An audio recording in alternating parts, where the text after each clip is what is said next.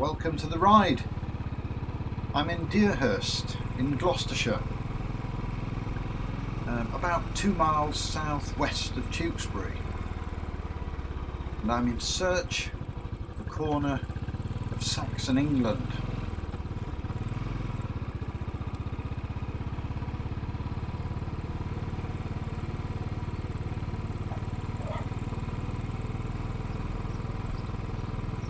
This village lies on the floodplain of the River Severn, and the floodgates up ahead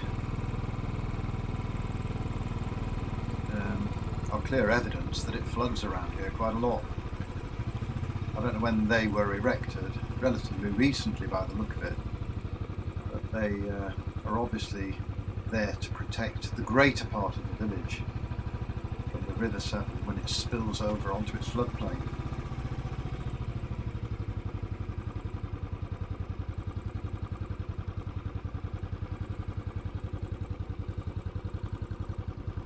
Here we are at Otters Chapel in Deerhurst.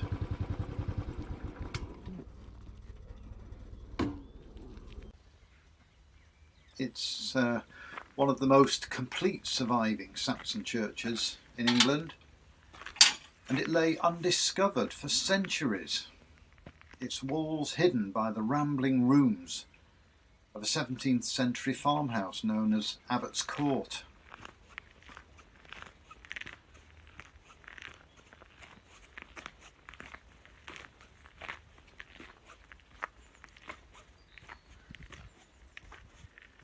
There's the timber-framed farmhouse,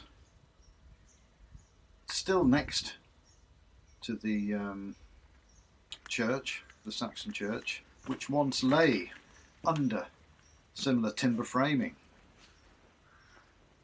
This nave into which I've stepped, the nave of the church, had been made into a kitchen with a fireplace and inserted windows, whilst the chancel up ahead and through that arch had been made into a bedroom.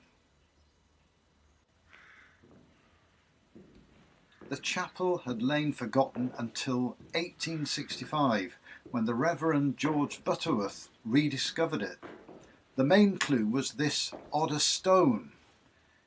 It is in fact a copy, the original being in the Ashmolean Museum at Oxford. However, the original of this stone was found nearby in an orchard back in 1675. But no one knew to what it referred. The stone read, "Earl Odda had this royal hall built and dedicated in honour of the Holy Trinity for the soul of his brother Aelfric, which left the body in this place.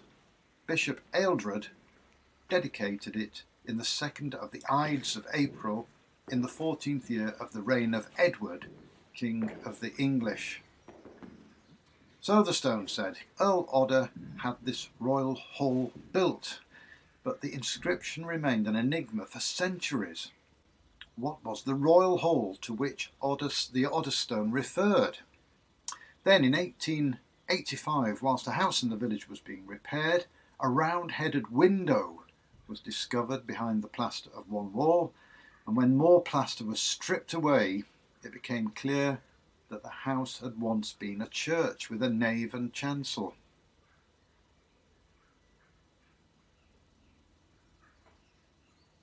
The church that Odda built in the 1050s in memory of his brother was, therefore, attached to this house. Probably Odda's house originally. The house had expanded in the 16th century Tudor years and had absorbed this little ancient church, and I suppose in doing so had preserved it.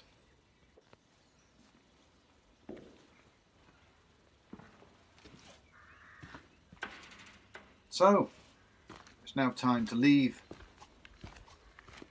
this corner of Saxon England to go in search of Tudor England.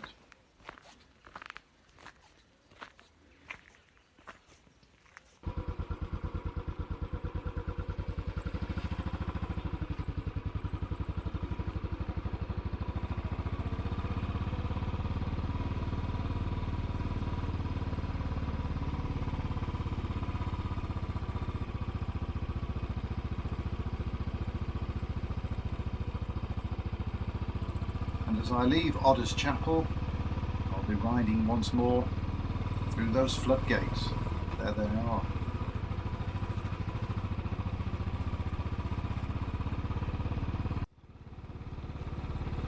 A few short miles, still in Gloucestershire, and I'm on my way to Ashleworth.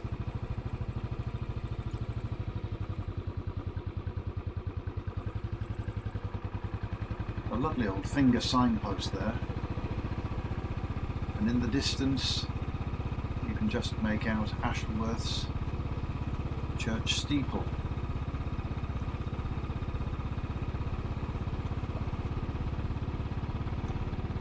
That's not in fact what I'm going to see, although I'm sure it's going to, I'm sure it would be worth a visit.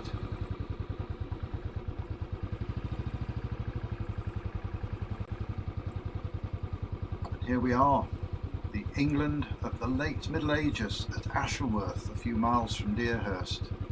And there is the medieval Tithe Barn. The mood's spoiled somewhat by that BT open-reach van. How dare he park on the set? Anyway, he wasn't there too long. As you'll see, the barn butts up to a working farm, and in fact the farmer next door still uses this great tithe barn for lambing in the spring.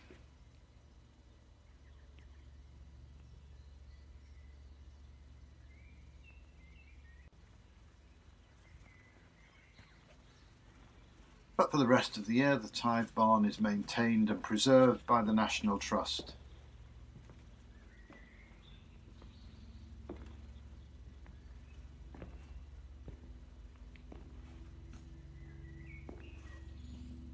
This great Tithe Barn was built around 1496. That's just 11 years after Henry Tudor took power in England and the Tudor dynasty of kings and queens began. The barn was built and owned by the Abbey of St Augustine in Bristol. It was used for the storing of tithes, the 10th part of a farmer's produce paid by the tenants of the abbey as a rent or tax. And there's a glorious shot of the steeple to Ashleworth Church. It's a late example of its type and was only in the possession of the abbey for about 50 years before the dissolution of the monasteries under Henry VIII. After that, the land here passed into the hands of the Church of England, and the barn and the manor house next door were leased to a series of families until they became freehold in 1887. Those are the facts, you can look them up. But imagine the activity, the hive of activity at harvest time in a building like this. Ox carts pulling up at the great barn doors, unloading the sheaves of corn, then the threshing of the corn, done by hand with flails, until the great noisy threshing machines became available in the 19th century.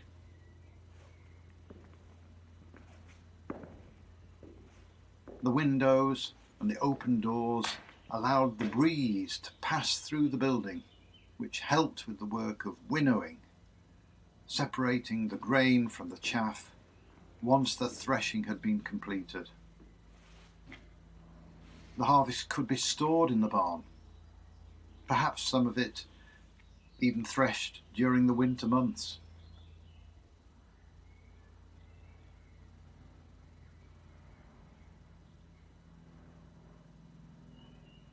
A wonderful criss-cross structure of timbers supporting the roof.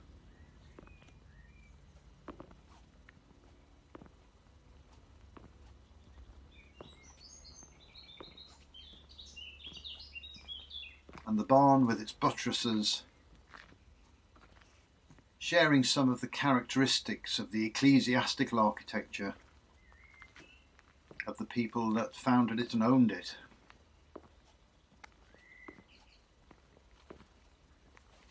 The Abbey of St Augustine in Bristol. And it is, like other tithe barns I've visited, of church-like proportions. In fact, almost cathedral-like proportions. Imagine the impression it would have made upon the peasants seeing it constructed, and as they approached its great barn doors with the tenth of what they had been growing. Well, there you have it. Saxon and medieval survivors to be enjoyed and appreciated in our time.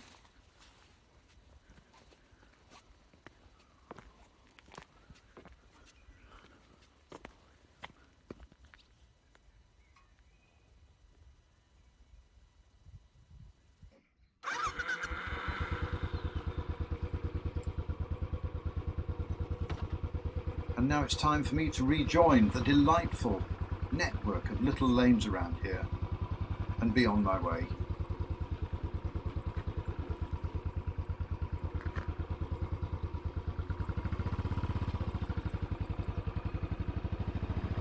And whilst I'm riding along, just let me thank you for sharing the ride with me, and also say that if you'd like to join me on another motorcycling excursion, please just like and subscribe, perhaps even share. You'll then know when I'm next out and about. I really would appreciate your company. For now, I'm done.